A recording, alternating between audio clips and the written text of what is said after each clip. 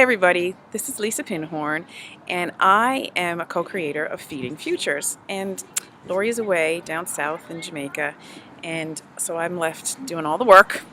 Anyway, we decided during Autism Awareness Month that we were going to interview some people who were doing great work here in the community. And we tracked down Paulette Moore here. We're here at beautiful Rainbow Riders, and it's sunny and it's nice and warm enough to be outside here in St. John's. So we're taking advantage of being able to be outside. So we're going to do Paulette's Autism Awareness Month video.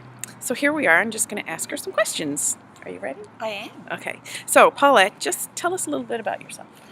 Okay. Well, first and foremost, I'm a mom, and I have two nearly grown children. I have a daughter in grade 10 and a son in third year university, and both my kids are on the autism spectrum.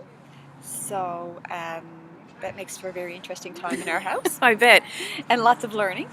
In addition to that, I work in the field.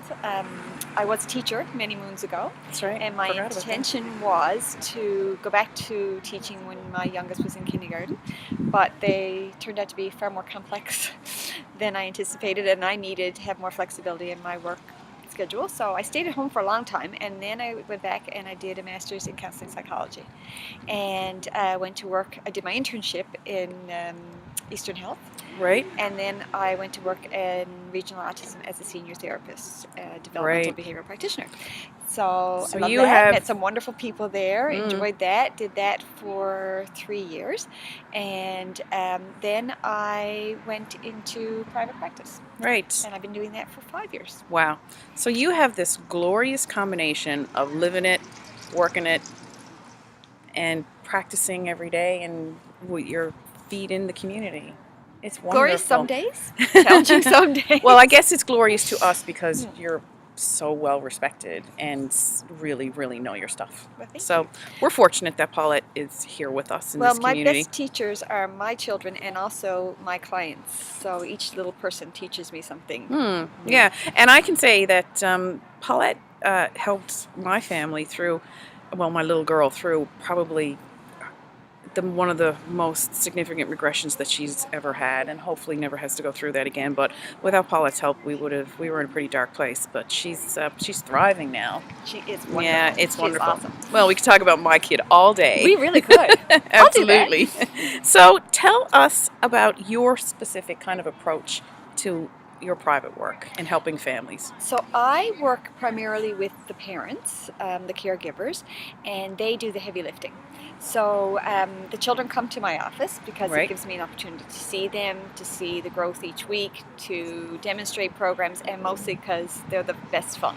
You know, I have a big office with lots of toys, and I enjoy seeing the children. But I sit with the parents mainly, and we plan programming. They tell me where they see the needs are. I also tell them, based on what I know about autism, some of the needs that I see maybe coming up that we want to start working on proactively. And then I write the programs for them, and they go home that week and they work really hard. And I'm lucky to have some really awesome parents who put their all into it. Yeah, it's one of those things that I don't think people, when your child gets the diagnosis, you kind of go home and try to figure out what to do next. And it's really hard nobody tells you now.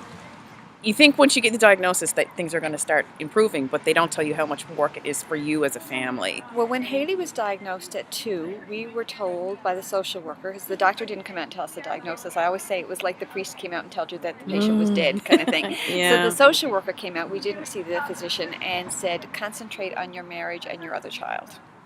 So that was a very defeatist attitude.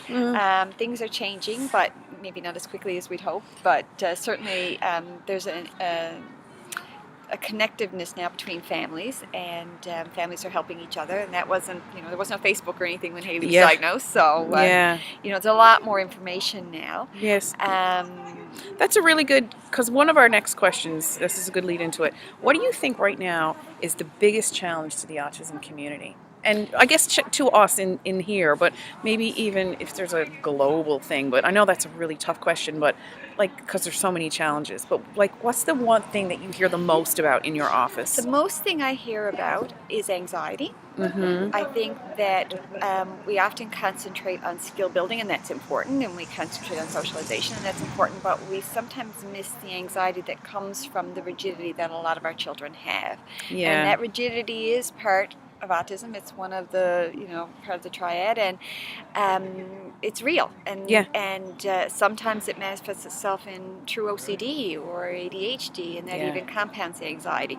So that mental health piece is really big, and as a result then school becomes difficult, and that has now been the big focus in our community here is how can we make schools easier. And schools are difficult for our children mainly because of the anxiety. So children are typically not being sent home from school because they struggled with an academic subject, or because they didn't talk to their peers in the cafeteria, or they didn't play with a toy appropriately. They're being sent home because they reacted to the over-sensory environment in an anxiety manner, which looks like bad behavior to some of the educators, and can be difficult to manage. I mean, there's no question, particularly if you're not sure quite what to do. And as a result, our kids are being sent home, they're being restrained, they're being involved with the police. So it's bad. Yeah, we hope to be able to do some more awareness and maybe get out to talk to some schools soon and some principals and stuff like that. We're just waiting to be invited. Call us. We'll come in. Anyway, Paulette, thank you so much for taking your time away from watching your child during her therapy session. Thank you for coming to Rainbow Riders to see me. Well, I love it here. So Charlotte loves it here too. So I'm going to go say hello to Pearl, I think. Pearl the horse. Anyway, if people want to get in touch with you, we're going to have all of the Spectrum Consultants information going to flash along the screen here at the end of the video. So thanks a lot. You're welcome. Okay, bye.